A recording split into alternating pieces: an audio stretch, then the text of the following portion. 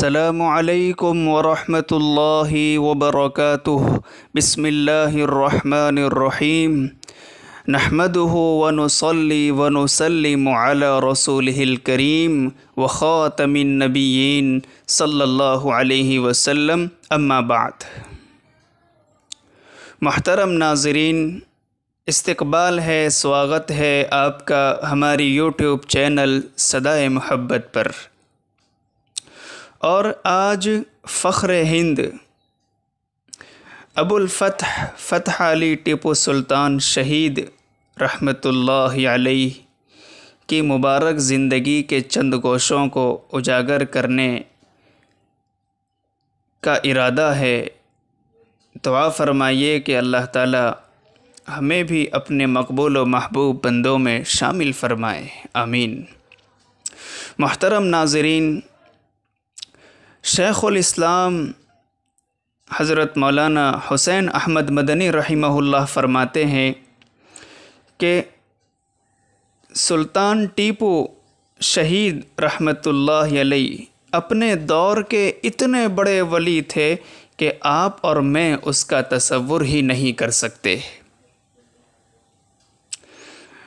شیخ الاسلام حضرت مولانا حسین احمد مدنی رحمہ اللہ فرماتے ہیں کہ سلطان ٹیپو رحمہ اللہ اپنے دور کے اتنے بڑے ولی تھے کہ میں اور آپ اس کا تصور ہی نہیں کر سکتے۔ اور حضرت مولانا حسین احمد مدنی رحمہ اللہ اپنے مکتوبات میں ایک جگہ لکھتے ہیں کہ جس دور میں سلطان ٹیپو انگریزوں کے مقابلے میں آیا، اس دور میں سلطان ٹیپو سے بڑا ولی ہندوستان میں کوئی نہیں تھا۔ یہ گواہی ہے شیخ الاسلام حضرت مولانا حسین احمد مدنی رحمہ اللہ کی۔ اور حضرت مدنی رحمہ اللہ کی یہ دونوں باتیں جواہرات فاروقی جلد اول 223 صفحہ نمبر پر موجود ہیں۔ آئیے حضرت سلطان ٹیپو شہید رحمہ اللہ کی ولادت اور خاندانی ماحول اور مزاج کے متعلق کچھ معلوم کرتے ہیں۔ فخر ہند ابو الفتح فتح علی ٹیپو سلطان شہید رحمۃ اللہ علیہ ہندوستان کے شہرۂ آفاق علاقے بنگلور سے شمال شرق کی جانب 22 میل پر واقع دیون ہلی، جس کا نام بعد میں یوسف آباد رکھا گیا تھا، اس مقام پر 20 ذی الحجہ 1163 ہجری مطابق 10 نومبر 1750 ہجری میں پیدا ہوئے تھے۔ اور آپ کے والد یعنی ابا کا نام حیدر علی اور آپ کی والدہ یعنی امی کا نام فاطمہ تھا۔ اور آپ کی شادی کے متعلق بقول مصنف تاریخ سلطنت بغداد 1774 ہجری کو ٹیپو سلطان کی شادی حسب مرضی نواب حیدر علی خاں امام صاحب بخشی نایتا کی لڑکی سلطانہ بیگم سے اور حسب تجویز خواتین محل رقیہ بانو خواہر برہان الدین سے ہو چکی تھی۔ تو گویا 2 نکاح تھے اور دونوں نکاح ایک ہی شب میں ہوئے تھے۔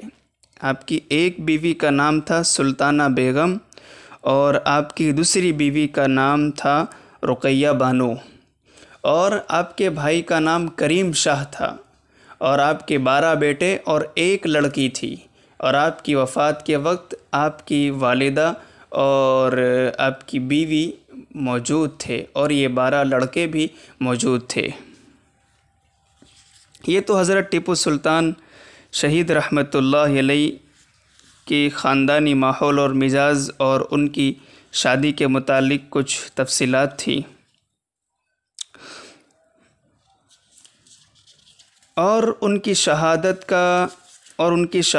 4 مئی 1799 عیسوی مطابق 29 ذی القعدہ 1213 ہجری کو ہوئی، یعنی آج سے تقریباً 222 سال پہلے حضرت ٹیپو سلطان شہید رحمۃ اللہ علیہ جام شہادت نوش فرما گئے اور سلطان ٹیپو انگریزوں کے مقابلے میں لڑتے لڑتے شہید ہو چکے تھے۔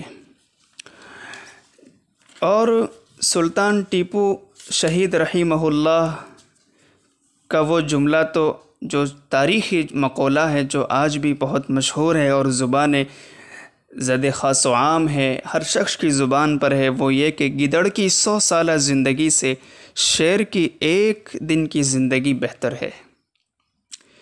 گدڑ کی 100 سالہ زندگی سے شیر کی ایک دن کی زندگی بہتر ہے۔ جب جنرل ہارس کو سلطان کی شہادت کی خبر ملی تو اس نے ان کی نعش پر کھڑے ہو کر یہ الفاظ کہے تھے جن کی صداقت کی تاریخ نے تصدیق کر دی ہے کہ آج سے ہندوستان ہمارا ہے، آج سے ہندوستان ہمارا ہے۔ اور سلطان اتنے بڑے مجاہد تھے کہ جب ظفر علی خاں ان کی قبر پر گئے، اور ان کی قبر سرنگا پٹنم میں قلعے میں موجود ہے، تو ان کی قبر پر جا کر ان کی قبر پر کھڑے ہو کر ظفر علی خاں رحمہ اللہ نے ایک شعر کہا تھا، وہ یہ ہے: ہند کو محرم اسرار وفا تو نے کیا، ہند کو محرم اسرار وفا تو نے کیا، حق وفاداری مشرق ادا تو نے کیا، ہند میں آج جو جذبہ بیداری ہے یہ تیرے ہی شعلہ ایثار کی گلکاری ہے۔ اور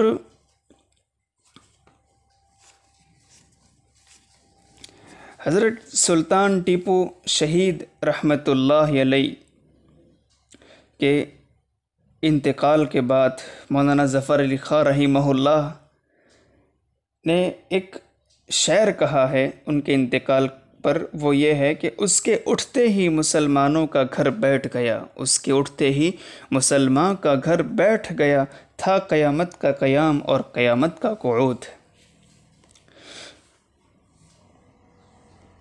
یہ تو سلطان ٹیپو رحمہ اللہ کی کچھ زندگی کے گوشے تھے۔ آئیے ان کی روحانیت کے سلسلے میں کچھ بات کرتے ہیں۔ ان کی دینداری اور تقوی پرہیزگاری کا یہ عالم تھا کہ جنگوں میں مصروف رہنے کے باوجود بھی بالغ ہونے کے بعد ان کی کوئی نماز قضا نہیں ہوئی، بالغ ہونے کے بعد ان کی کوئی نماز قضا نہیں ہوئی، جنگ کے ایام ہو یا اس کے علاوہ۔ فجر کے بعد کی تلاوت کا جو ان کا معمول تھا وہ کبھی ناگا نہیں ہوا، اور یہاں تک لکھا ہے کہ حضرت سلطان ٹیپو شہید رحمۃ اللہ علیہ ہر وقت باوضو رہا کرتے تھے، ہر وقت وضو کے ساتھ رہتے تھے۔ سرنگا پٹنم میں مسجد اعلیٰ کے افتتاح کے موقع پر، ادگھاٹن کے موقع پر، اندرون بیرون سلطنت سے سینکڑوں علماء کو مدعو کیا گیا تھا، دعوت دے کر انہیں بلایا گیا تھا، اور یہ شرط رکھی گئی تھی، یہ طے کیا گیا تھا کہ کوئی صاحب ترتیب بزرگ پہلی مرتبہ اس مسجد میں امامت کریں گے۔ لیکن جب موقع آیا تو کوئی ایک عالم یا بزرگ بھی اپنے بارے میں یقین سے نہیں کہہ سکتا تھا کہ وہ صاحب ترتیب ہے۔ بلوغ کے بعد سے ان کی اکٹھا کوئی بھی 5 نمازیں قضا نہیں ہوئی ہو، بلوغ کے بعد سے 5 نمازیں ایک بھی مرتبہ ان کی اکٹھا قضا نہ ہوئی ہو۔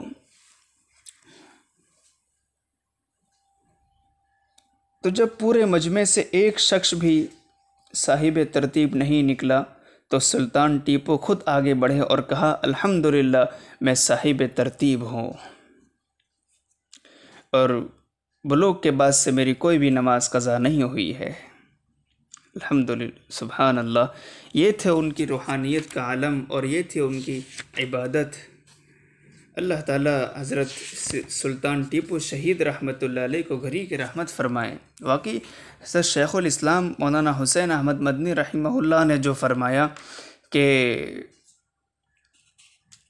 ان کے زمانے میں جب وہ انگریزوں کے مقابلے میں آئے، پورے ہندوستان میں ان سے بڑا ولی کوئی نہیں تھا، ان کی یہ بات صحیح معلوم ہوتی ہے اس واقعے سے جو میں نے ابھی آپ کے سامنے بیان کیا ہے۔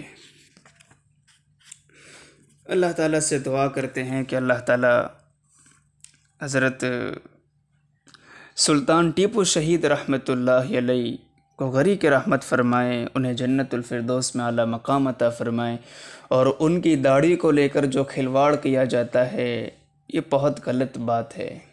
جو 5 وقت جو بلوغ کے بعد سے ایک بھی نماز نہ قضا کرتے ہوں، جو ہر وقت باوضو رہنے کے عادی ہوں، جو صاحب ترتیب ہو، کیا وہ داڑھی نہیں رکھیں گے؟ ظاہر سی بات ہے ان کے چہرے پر داڑھی ضرور ہوگی، لیکن ان کی شخصیت کو بگاڑنے کے لیے ان کے چہرے سے داڑھی کو ہٹا دیا گیا ہے۔